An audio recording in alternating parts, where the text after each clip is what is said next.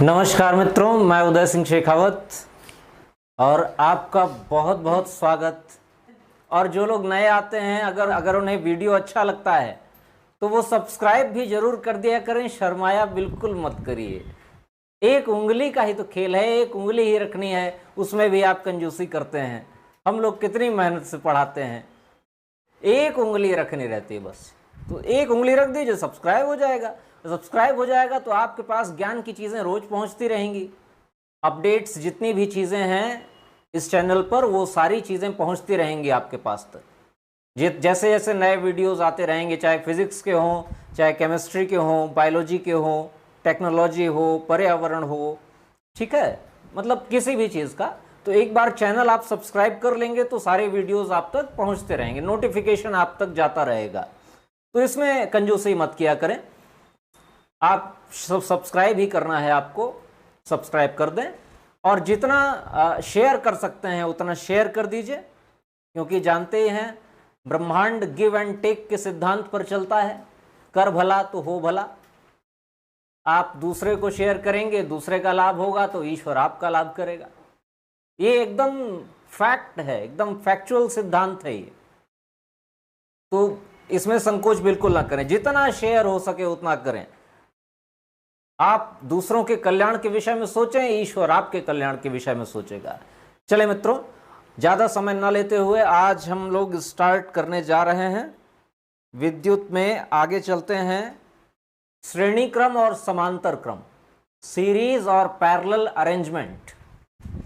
प्रतिरोध को या फिर कैपेसिटर को, कैपेसिटर मतलब संधारित्र होता है और संधारित्र आवेश का संचय करने का काम करता है, आवेश को स्टोर करने का काम करता है। देखिए, हम लोगों के घरों में एसी करंट सप्लाई होता है और कितनी आवृत्ति का एसी करंट है? 50 हर्ट्ज। हम लोगों के घरों में 50 हर्ट्ज का एसी करंट सप्लाई होता है। इसकी आवृत्ति 50 हर्ट्ज है। 50 हर्ट्ज आवृत्ति का मतलब एसी करंट जो है इस प्रकार से चलता है। देखिए,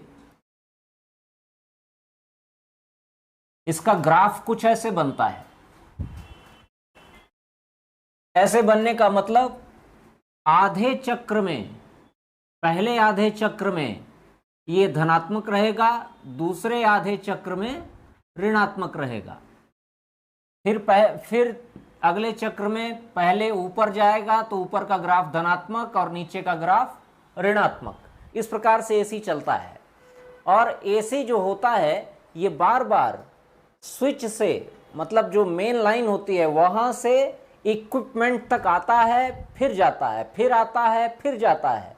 मतलब अल्टरनेटिंग करंट होता है, ये डायरेक्ट नहीं होता, अल्टरनेटिंग करंट होता है। पहले आएगा फिर जाएगा, फिर आएगा फिर जाएगा। इसलिए कोई भी इक्विपमेंट, चाहे वो पंखा हो, ट्यूबलाइट हो, बल्ब हो, ये जलने का खतरा हो सकता है। जिसमें कॉइल होती है, ऐसे इक्विपमेंट जल सकते हैं। तो उनके लिए, उसके लिए ऐसे उपकरणों में, जलने से बचाने के लिए ऐसे उपकरणों में कैपेसिटर लगाया जाता है। कैपेसिटर, कैपेसिटर इसको हिंदी में कहते हैं संधारित्र। हिंदी में इसको संधारित्र कहते हैं, ठीक है। इसका काम क्या होता है? संधारित्र का कार्य होता है आवेश का संचय करना, आवेश का संचय करना, स्टोरेज ऑफ चार्ज। ये चार्ज को स्टोर करता है। और जब एसी करंट इक्विपमेंट से वापस जाता है उस समय ये संधारित्र चार्ज होकर के सप्लाई को बनाए रखता है, ठीक है। तो पंखे को लगातार विद्युत धारा की सप्लाई मिलती रहे, इसलिए उसमें एक कैपेसिटर लगाना आवश्यक होता है, जिसे आप सामान्य रूप से कंडेंसर कहते हैं ना। कंडेंसर जो पंखे में लगता है, सामान्य रूप से आप कंडेंसर कहते हैं उसको। उसका वास्तविक नाम क्या है? उसका वास्तविक नाम है कैपेसिटर। हिंदी में उसे संधारित्र कहते हैं। काम क्या है इसका? आवेश का संचय करना, मतलब स्टोरेज ऑफ चार्ज। ठीक है, तो एसी करंट अगर फ्लो हो रहा है, एसी करंट प्रवाहित हो रहा है, तो कैपेसिटर लगाने की आवश्यकता पड़ती है। चाहे पंखा हो, चाहे फ्रिज हो, टीवी हो, सबके अंदर कैपेसिटर्स लगे होते हैं जो आवेश को लगातार इक्विपमेंट तक बनाए रखते हैं, मतलब लगातार धारा का प्रवाह उपकरण तक बनाए रखते हैं। ठीक है मित्रों, तो हम देखेंगे कि कैपेसिटर को चाहे रेजिस्टेंस को, देखिए दोनों चीजें, चाहे कैपेसिटर हो या फिर रेजिस्टेंस हो,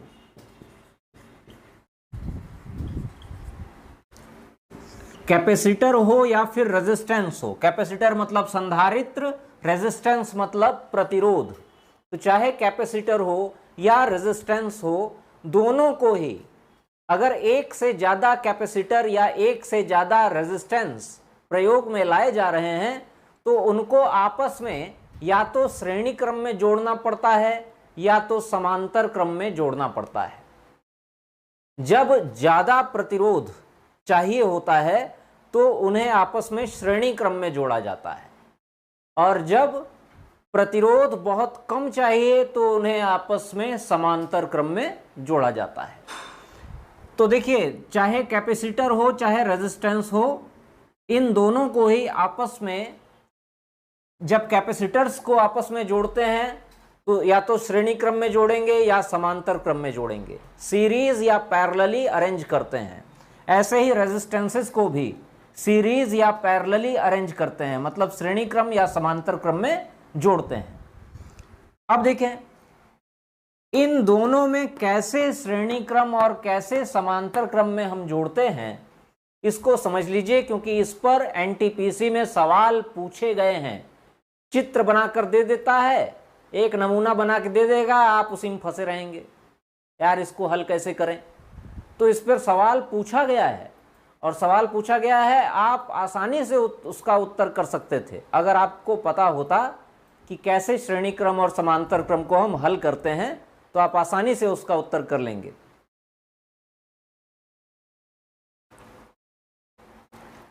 जितने भी लोग आज उपस्थित हैं सभी को गुड मॉर्निंग, सभी लोगों को गुड मॉर्निंग और जय माता दी। चलें अब देखिए, कैपेसिटर और रेजिस्टेंसेस को हम जोड़ना बताते हैं कि श्रेणी क्रम और समांतर क्रम में इन्हें कैसे जोड़ा जाता है। यदि किसी कैपेसिटर को श्रेणी क्रम में या समांतर क्रम में जोड़ा जाएगा तो उनके तुल्य प्रतिरोध की गणना की जाती है। तुल्य प्रतिरोध को इंग्लिश में कहते हैं इक्विवेलेंट रेजिस्टेंस, और कैपेसिटर के लिए इक्विवेलेंट कैपेसिटेंस। तुल्य धारिता या तुल्य प्रतिरोध, इन दोनों की गणना करते हैं। अब देखिए, पहले हम प्रतिरोध के विषय में चर्चा करते हैं। पहले प्रतिरोध को देख लेते हैं।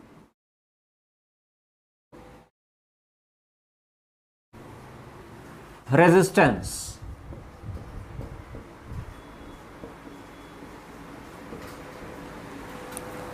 अब देखिए मित्रों, बहुत ही इंपॉर्टेंट कॉन्सेप्ट है, इसको ध्यान दीजिएगा कि जब भी कई प्रतिरोध एक ही तार पर जुड़े हों, एक ही तार पर, उस तार को चाहे जितना मोड़ दिया जाए उससे मतलब नहीं है। एक ही तार पर जितने ज्यादा प्रतिरोध जुड़े होंगे, अगर तार चेंज नहीं होता है, एक ही तार पर सभी प्रतिरोध जुड़े हैं, तो वो श्रेणी क्रम में जुड़े हुए प्रतिरोध कहलाएंगे। ठीक है, देखिए ये तार है आपके सामने,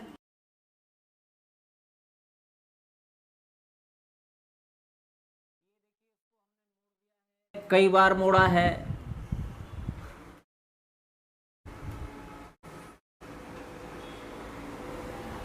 कई बार मोड़ा गया है ये तार, लेकिन एक ही तार है, इसमें कोई दूसरा तार ऐड नहीं हुआ है। तो यहां पर देखें, जब भी कोई प्रतिरोध जोड़ेंगे, इस तार में जितने भी प्रतिरोध हम जोड़ेंगे वो सभी किस क्रम में कहलाएंगे? उन सभी प्रतिरोधों को श्रेणी क्रम में कहा जाएगा।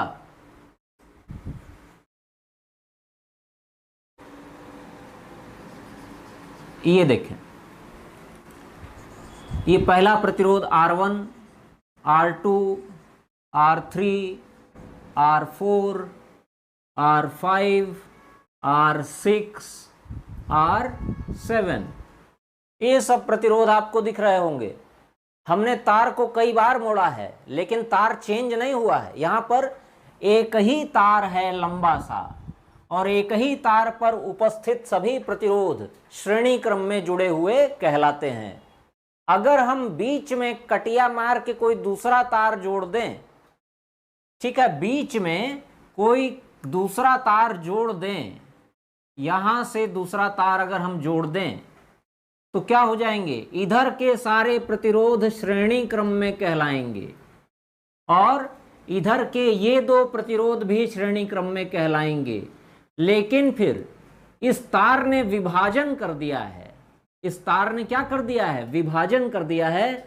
तो इस विभाजन के उधर वाले दोनों प्रतिरोध आपस में श्रेणी क्रम में जुड़ेंगे और इस विभाजन के इधर वाले सारे प्रतिरोध भी आपस में श्रेणी क्रम में जुड़ेंगे।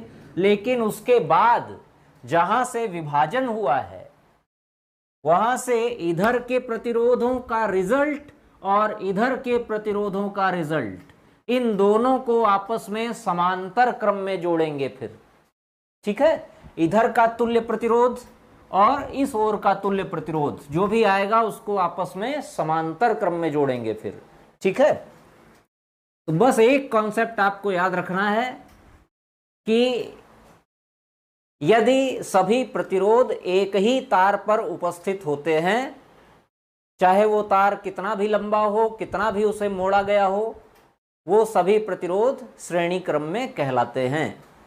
तो इस कॉन्सेप्ट को लिख लीजिए, बहुत इंपॉर्टेंट है। एक ही तार पर उपस्थित सभी प्रतिरोध, ये कॉन्सेप्ट कैपेसिटर पर भी एकदम एग्जैक्ट यही बैठता है। एक ही तार पर उपस्थित सभी प्रतिरोध या संधारित्र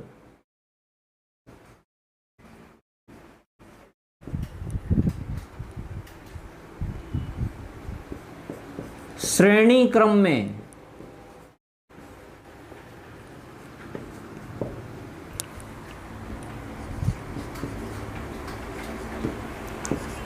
जुड़े होते हैं।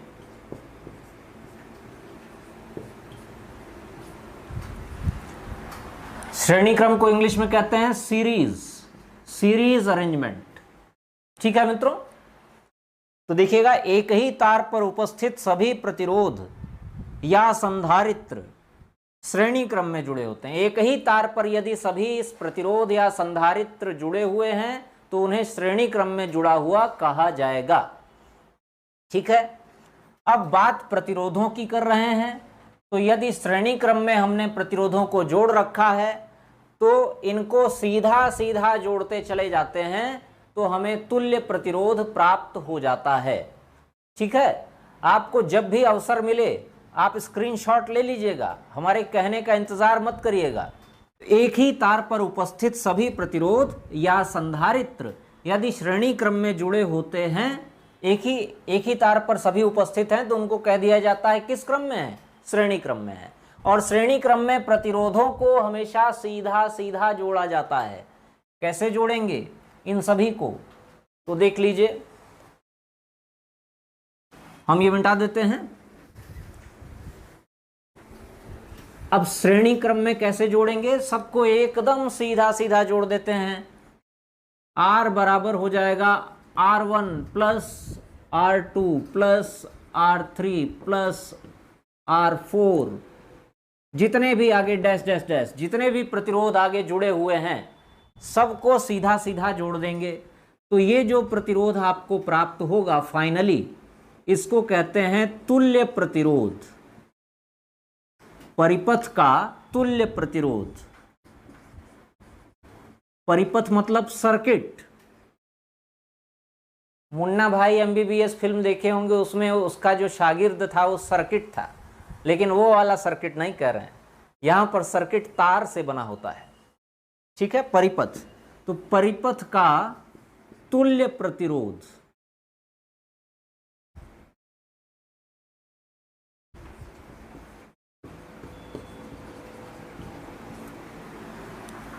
तो ये श्रेणी क्रम में है।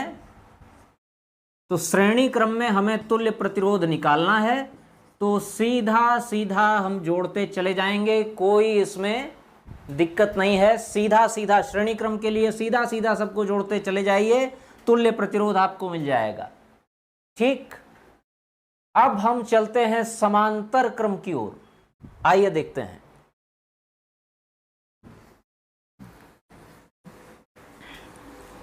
अब चलते हैं समांतर क्रम की ओर।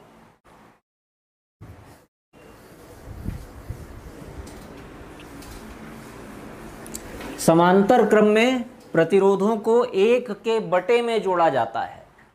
देखिए, ये समांतर क्रम में हम प्रतिरोधों को जोड़ दे रहे हैं।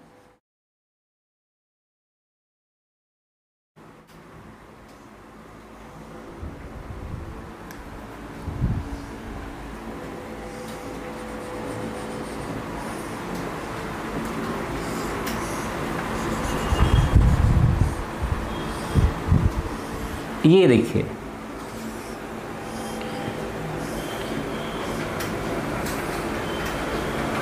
ये बैटरी से हमने जोड़ दिया। बैटरी का जो बड़ा साइन होता है वो प्लस का होता है, छोटा साइन माइनस का होता है। और ये जो प्रतिरोध तीनों जुड़े हुए हैं, यहां से बैटरी से जब तार गया तो एक ही तार था, एक ही तार था। बैटरी के धन सिरे से धारा चलती है और आगे जाकर के 3 तार हो गए, आगे जाकर के 3 तार हो गए। अब धारा बेचारी यहां पे आके सोचेगी अब क्या करें, अब कहां जाएं, इधर जाएं कि इधर जाएं कि इधर जाएं। तो धारा प्रतिरोधों के अनुपात में बट जाती है। जिस तार में जितना ज्यादा प्रतिरोध होगा उस तार में उतनी कम धारा जाएगी। ठीक है, जिस तार में जितना ज्यादा प्रतिरोध होगा उस तार में उतनी कम धारा जाएगी। क्यों? क्योंकि प्रतिरोध क्या करता है, धारा के मार्ग में रुकावट पैदा करता है। ठीक है, धारा के मार्ग में प्रतिरोध जो है रुकावट पैदा करता है। यहां पर देखिए, ये प्रतिरोध R1 है, इसको ले लेते हैं R2, इसको ले लेते हैं R3। ठीक है, अब धारा जैसे ही यहां पहुंचेगी तो धारा 3 भागों में बट जाएगी। इसमें I1 जाएगी, इसमें I2 जाएगी और इसमें I3 धारा जाएगी। और फिर आगे जा करके ये सभी धाराएं मिल करके फिर से I बन जाएंगी। जब एक तार मिलेगा तो I धारा बन जाएगी। जब अलग अलग तारों पे रहेंगी तो I1, I2 और I3 रहेंगी। एक चीज और बता दें मित्रों, आपको बहुत इंपॉर्टेंट है। समांतर क्रम में जब हम प्रतिरोधों को जोड़ते हैं तो सभी प्रतिरोधों में विभवांतर एक समान रहता है। धारा भले प्रतिरोधों के अनुपात में बढ़ती है लेकिन विभवांतर एक समान रहता है।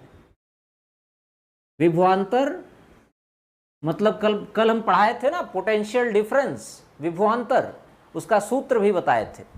तो ये विभवांतर वोल्टेज सभी प्रतिरोधों में एक समान रहता है, लेकिन धारा प्रतिरोधों के अनुपात में बढ़ती है।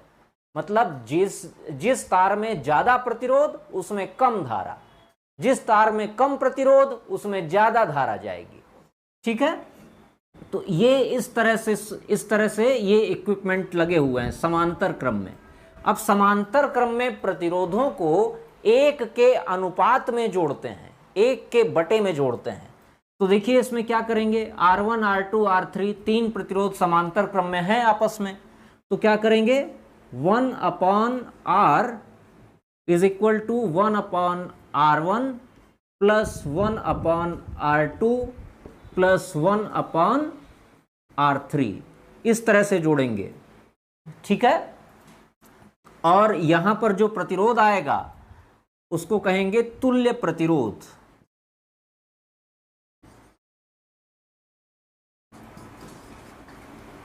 तुल्य प्रतिरोध,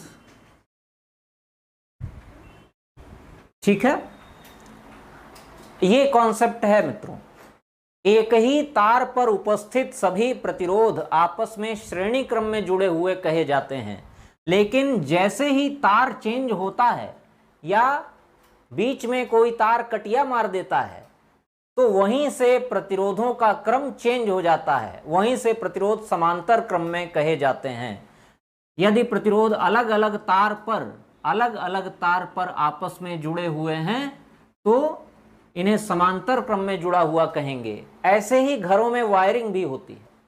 घरों में जब वायरिंग होती है तो चाहे पंखा हो, ट्यूबलाइट हो, फ्रिज हो, कूलर हो, सबके तार अलग अलग मेन लाइन तक जाते हैं।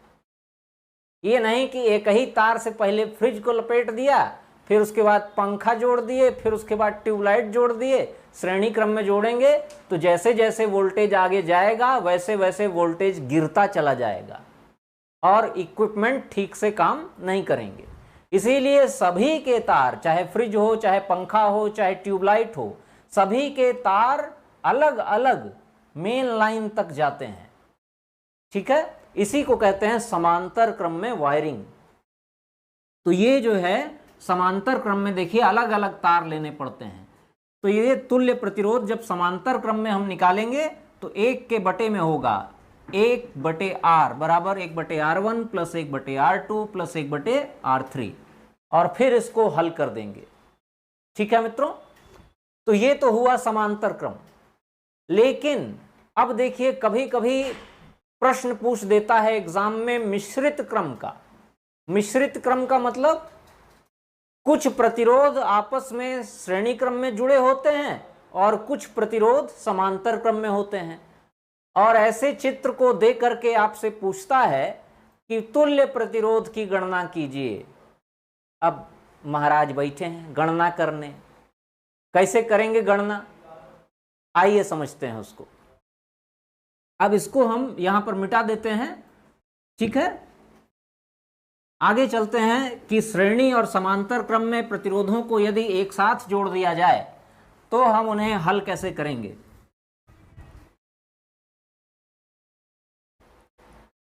देखिए मित्रों, आपने कक्षा 9-10 में या फिर 11-12 में पढ़ा होगा व्हीट स्टोन सेतु के बारे में, व्हीट स्टोन ब्रिज, है ना।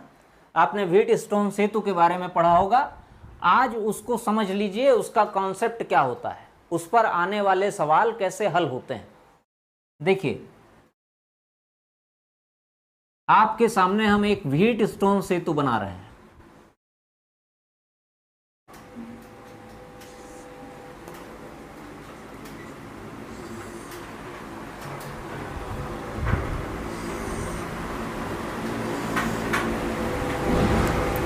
अब इस व्हीट स्टोन सेतु की चारों भुजाओं पर हम प्रतिरोध जोड़ देते हैं। चारों भुजाओं पर हमने प्रतिरोध जोड़ दिया है। ये आपको समांतर चतुर्भुज दिख रहा है ना। इस समांतर चतुर्भुज की चारों भुजाओं पर हमने प्रतिरोध जोड़ दिए और बीच में एक तार जोड़ा जिस तार में हमने गैल्वेनोमीटर लगाया हुआ है। गैल्वेनोमीटर मतलब धारा मापी कि परिपथ में धारा बह रही है कि नहीं। ठीक है, अब आगे भी इसमें भी एक प्रतिरोध जोड़ दिया हमने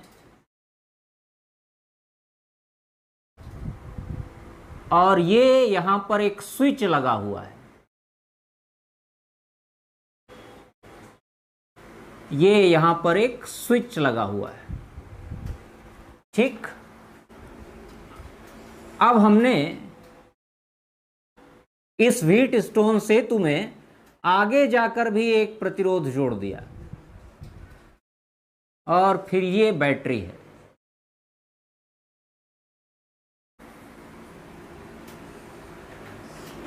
ये बैटरी है, इधर ये हमने प्रतिरोध जोड़ दिया।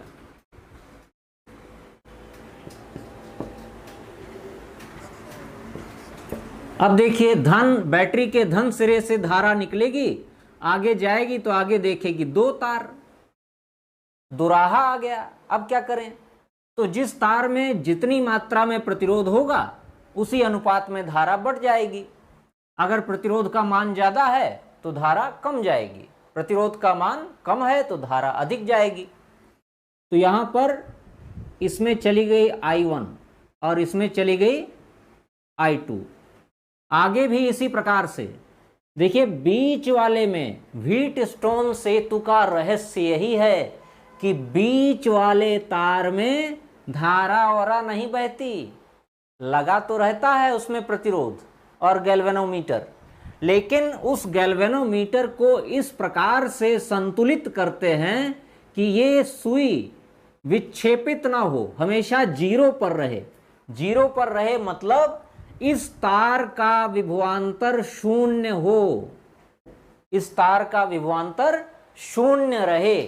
यदि बीच वाले तार का विभवांतर 0 रहेगा तभी व्हीटस्टोन सेतु संतुलित सेतु कहलाएगा, तभी व्हीटस्टोन सेतु संतुलित सेतु कहलाता है। तो अब देखें, यहां पर ये जो प्रतिरोध हमने जोड़ रखे हैं इसको नाम दे देते हैं, ये R1 है, ये R2 है, ये R3 है, ये R4 है, और ये वाला प्रतिरोध ये R5 है। ठीक, R5 हम इसको कर देते हैं, अंदर वाले को R5 और इसको R6 कर देते हैं। ठीक है, तो अब देखिए ये व्हीटस्टोन सेतु आपके सामने है। तो हमने बताया कि व्हीटस्टोन सेतु में बीच वाले तार में धारा का प्रवाह नहीं होता, या फिर कह लें कि गैल्वेनोमीटर को इस प्रकार से संतुलित रखते हैं कि इसकी सुई हमेशा 0 विक्षेप दिखाती है, 0 डिफ्लेक्शन शो करती है, और 0 डिफ्लेक्शन पर रहती है तो सभी प्रतिरोध आपस में संतुलित रहते हैं, उसको कहते हैं संतुलित व्हीटस्टोन सेतु। तो अब देखें इसको हम हल कैसे करेंगे। जब बीच वाले तार में धारा नहीं बहेगी, इस तार के दोनों सिरों के बीच विभवांतर 0 रहेगा, तो इसकी गणना नहीं करते, इसको निकाल के फेंक दीजिए आप। ठीक है, इसको निकाल के फेंक सकते हैं, मतलब इसको हम निकाल दिए। ये देखिए, ये हमने इसको निकाल दिया। तो अब क्या हो गया, यहां मान लीजिए ये A है, ये B है। अब क्या हो गया, ये जो R1 प्रतिरोध लगा हुआ है ये R2 के साथ श्रेणी क्रम में हो गया। बीच की जो कटिया थी ना, ये कटिया हट गई, तो बीच की कटिया को जब हटा दिया तो अब R1 और R2 आपस में श्रेणी क्रम में हो गए। ठीक है, तो ये दोनों आपस में श्रेणी क्रम में हो गए, तो इसको कैसे जोड़ेंगे, सीधा सीधा जोड़ देंगे। R डैश बराबर सीधा सीधा जोड़ेंगे R1 प्लस R2, श्रेणी क्रम में जोड़ दिया, सीरीज में है, श्रेणी क्रम। इसी प्रकार से नीचे देख लें, ये प्रतिरोध जो है बीच की कटिया हट गई, बीच का जो तार था वो हट गया, तो R3 और R4 ये भी आपस में श्रेणी क्रम में हो गए। R3 और R4 भी आपस में एक ही तार पर जुड़े हुए प्रतिरोध माने जाएंगे, तो ये भी आपस में श्रेणी क्रम में हो गए। तो इनको भी R डबल डैश बराबर R3 प्लस R4, इनको भी आपस में श्रेणी क्रम में जोड़ लिया। ठीक है, अब देखिए यहां से तार अलग हो रहा है, एक तार ये गया, एक तार ये गया, तो 2 अलग अलग तार हैं। इस तार पर उपस्थित सभी प्रतिरोध श्रेणी क्रम में हैं और इस तार पर उपस्थित सभी प्रतिरोध भी श्रेणी क्रम में हैं, दोनों अलग अलग तार हैं।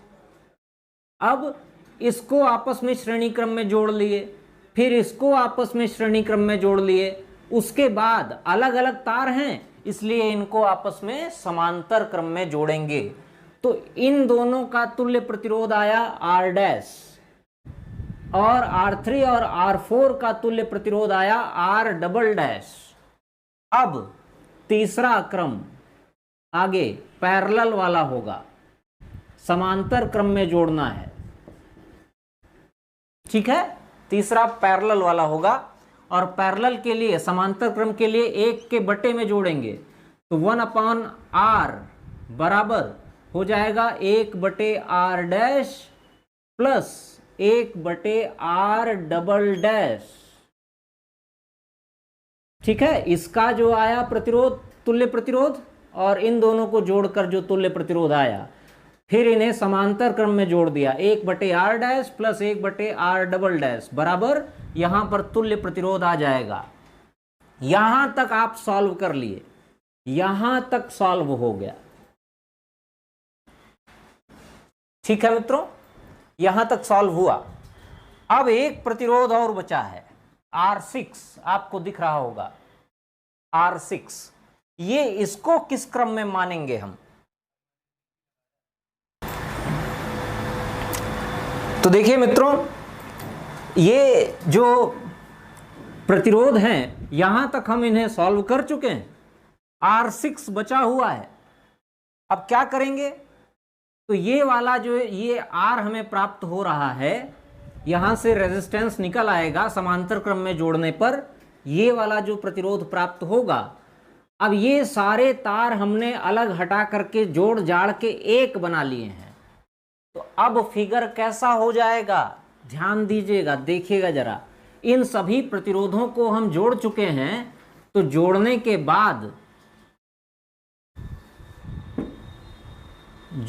बाद का फिगर देखिए।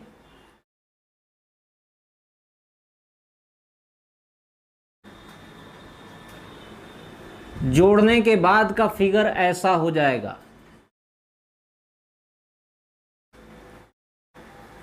वो जो सभी प्रतिरोध थे ना, ऊपर वाले श्रेणी क्रम में, नीचे वाले श्रेणी क्रम में, ये हमने जोड़ लिया, फिर उन अलग अलग तारों को आपस में समांतर क्रम में जोड़ लिया, ठीक। तो अब एक प्रतिरोध बचा, इसी को तो कहते हैं तुल्य प्रतिरोध। ये उन सब के बराबर अकेला है, ठीक है। तो यही एक प्रतिरोध बचा, और ये क्या आया है? R आया है। अब देखिए, ये जो बैटरी है ना, इस बैटरी के साथ कितने तार निकले हुए हैं? एक ही तो तार है, एक ही तार ये गया हुआ है, ऐसे जुड़ा हुआ है। तो एक ही तार पर दो प्रतिरोध उपस्थित हैं। तो हमने क्या बताया था? एक तार पर उपस्थित सभी प्रतिरोध श्रेणी क्रम में होते हैं। तो ये वाला प्रतिरोध और ये R6 वाला प्रतिरोध एक ही तार पर उपस्थित है, तो अब ये श्रेणी क्रम में हो जाएगा। तो श्रेणी क्रम में हो जाएगा, तो लास्ट फाइनल इन दोनों को जो बचे हुए हैं जोड़ दीजिए श्रेणी क्रम में। R बेस 0 बराबर हो जाएगा R प्लस R6, ठीक है। सीधा सीधा जोड़ देंगे, R बेस 0 बराबर हो जाएगा R प्लस R6, और यही आपका तुल्य प्रतिरोध हो जाएगा। परिपथ का तुल्य प्रतिरोध, और यही आंसर हो जाएगा मित्रों, ठीक है।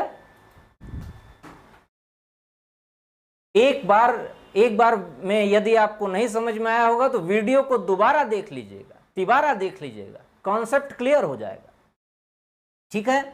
तो ये जो है R बेस 0 लास्ट का फाइनल प्रतिरोध आएगा, और ये परिपथ का तुल्य प्रतिरोध कहलाएगा, ठीक है मित्रों। तो किस प्रकार व्हीटस्टोन सेतु को हल करेंगे आप, ये हमने बता दिया। अब हम कैपेसिटर के विषय में चर्चा करें। आइए इसको हम मिटा देते हैं। जिन्हें स्क्रीनशॉट लेना हो वो 3 उंगली फेर दें। अब देखें,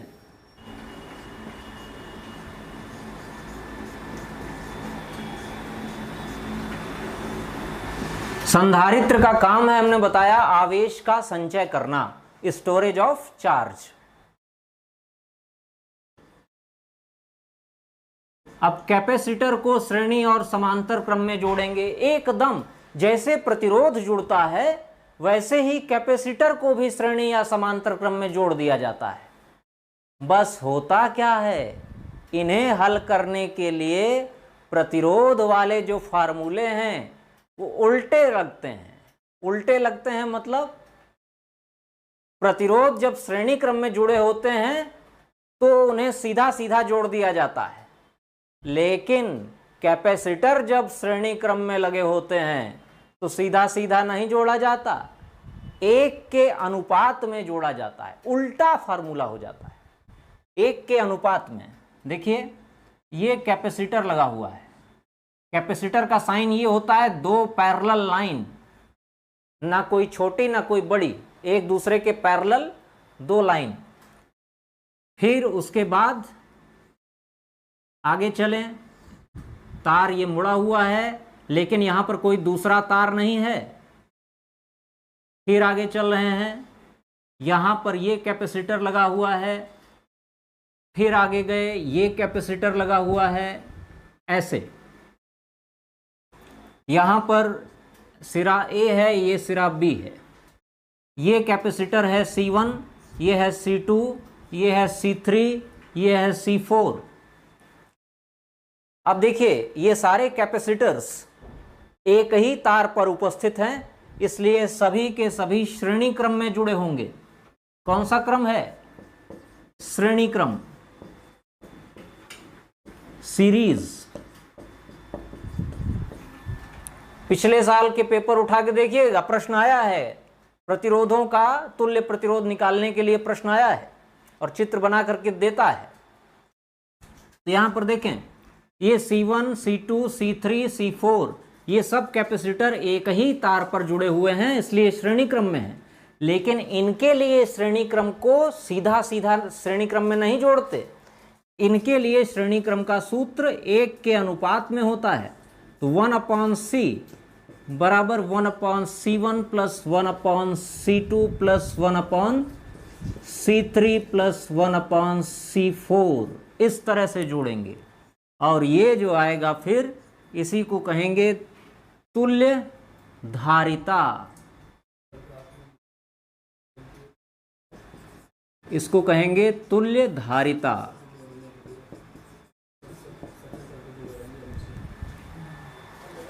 इक्विवेलेंट कैपेसिटेंस। तो ये श्रेणी क्रम हो जाएगा मित्रों। श्रेणी क्रम में एक के बटे में जोड़ते हैं धारिता को या संधारित्र को। ठीक है, आप लोग इसका भी स्क्रीनशॉट ले सकते हैं।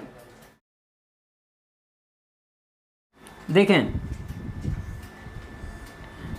ये एक संधारित्र है, इसके साथ ये दूसरा जोड़ दिए, ये तीसरा जोड़ दिए।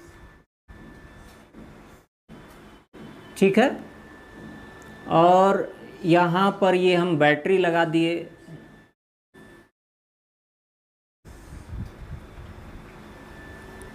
ये हो गया C1, ये हो गया C2, ये हो गया C3। और बैटरी की बड़ी रेखा प्लस धन प्लेट कहलाती है, छोटी वाली ऋण प्लेट माइनस प्लेट। यहां से धारा जाएगी और संधारित्रों के अनुपात में बट जाएगी, I1, I2, I3। फिर आगे मिलकर के एक धारा बन जाएगी I।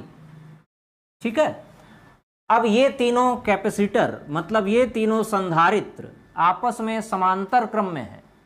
ठीक है, अलग अलग तार पर हैं।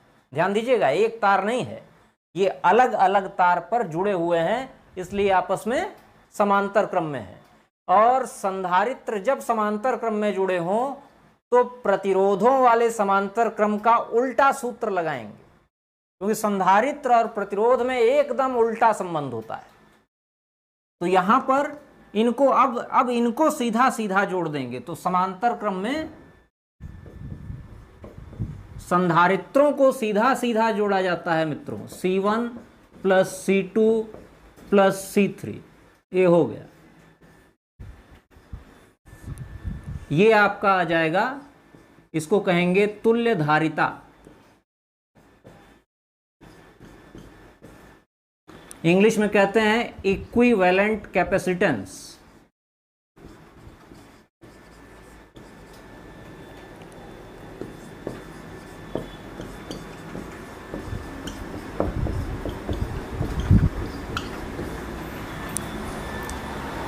Equivalent capacitance. तो इसको किस किस क्रम में जोड़ा गया है? समांतर क्रम में सीधा सीधा संधारित्रों को जोड़ा जाता है तो तुल्यधारिता प्राप्त हो जाती है। ठीक है, तो ये अपना कॉन्सेप्ट हुआ श्रेणी क्रम और समांतर क्रम का। अब आइए आगे चलते हैं। इसका आपको स्क्रीनशॉट लेना हो ले लीजिए, नहीं तो हम मिटा दें और आगे चलें। आगे हम लोग चर्चा करते हैं वैद्युत शक्ति की, वैद्युत परिपथ की। ठीक है, आइए देखें वैद्युत शक्ति, इसको वैद्युत सामर्थ्य भी कहते हैं।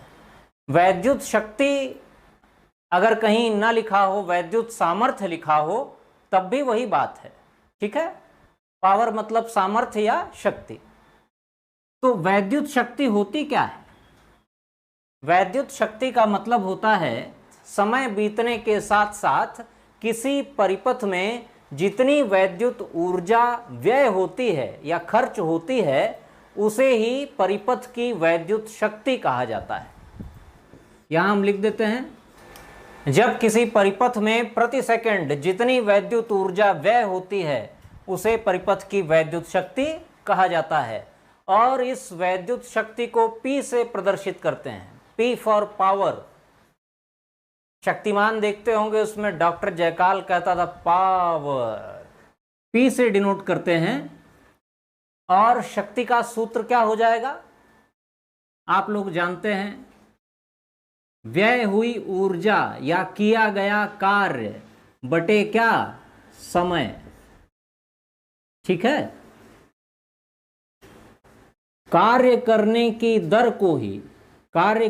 दर को ही सामर्थ्य या शक्ति कहते हैं।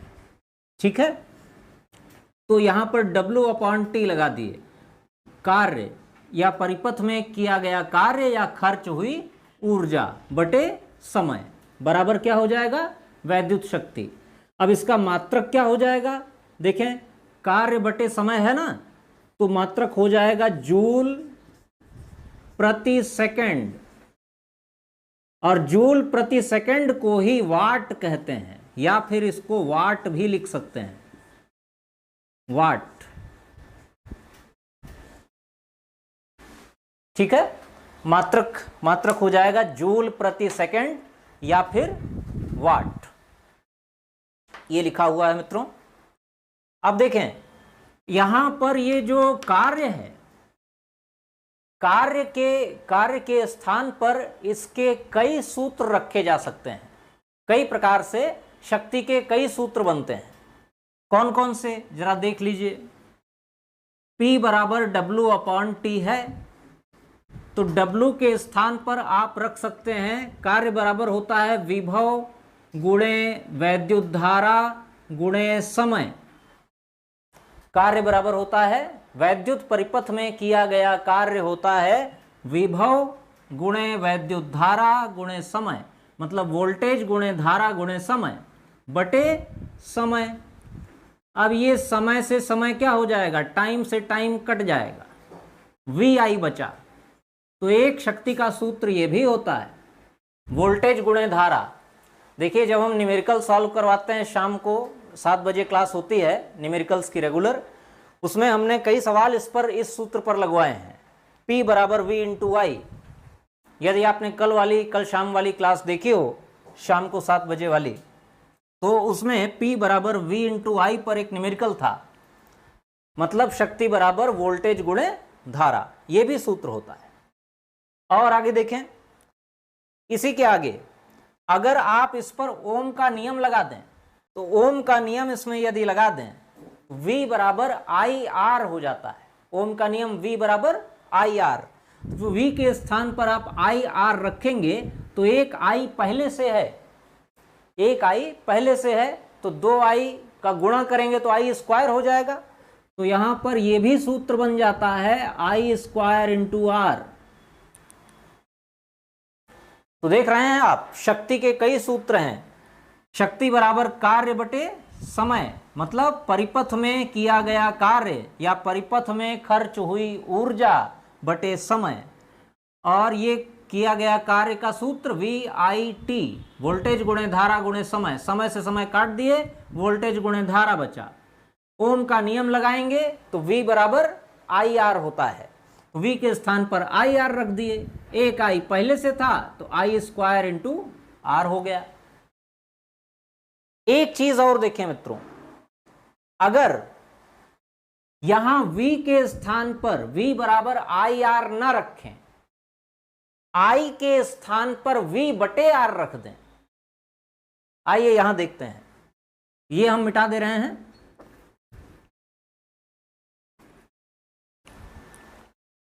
ओम का नियम हम लोग पढ़े थे तो क्या था, V अपॉन I बराबर R, यही तो था ओम का नियम। अब हम क्या करें, यहां पर R को इधर ले आएं और I को बराबर के उधर ले जाएं, तो मतलब हो जाएगा I बराबर V अपॉन R, यही तो हो जाएगा, I बराबर V अपॉन R। तो यहां पर V के स्थान पर IR न रख करके हम I के स्थान पर, इस I के स्थान पर V अपॉन R रख दें तो हो जाएगा V स्क्वायर अपॉन R। तो शक्ति का एक सूत्र यह भी हो जाता है V स्क्वायर अपॉन R। ठीक है, देख रहे हैं आप कितने सारे सूत्र बन गए शक्ति के। हम सबको एक लाइन में लिख देते हैं जिससे आपको दिक्कत ना हो।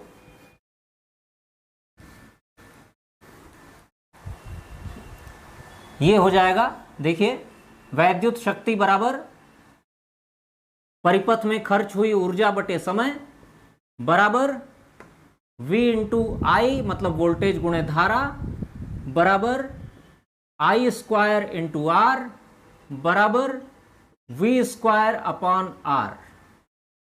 ये हो गए आपके फॉर्मूले। इसमें से ध्यान दीजिएगा, ये वाला जो सूत्र है अधिकांशतः श्रेणी क्रम के लिए प्रयोग में लाया जाता है, और ये वाला जो फॉर्मूला है ये अधिकांशतः समांतर क्रम के लिए प्रयोग में लाया जाता है।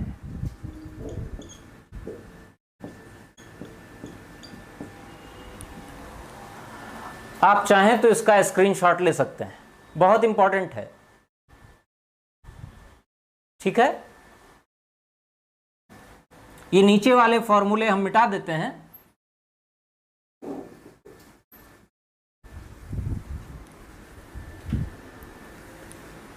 तो शक्ति का मात्रक क्या हुआ, मात्रक हो गया जूल प्रति सेकंड, कार्य का मात्रक जूल और समय का सेकंड, और इसी को हमने बताया क्या कहते हैं, इसी को वाट कहते हैं। ठीक है मित्रों,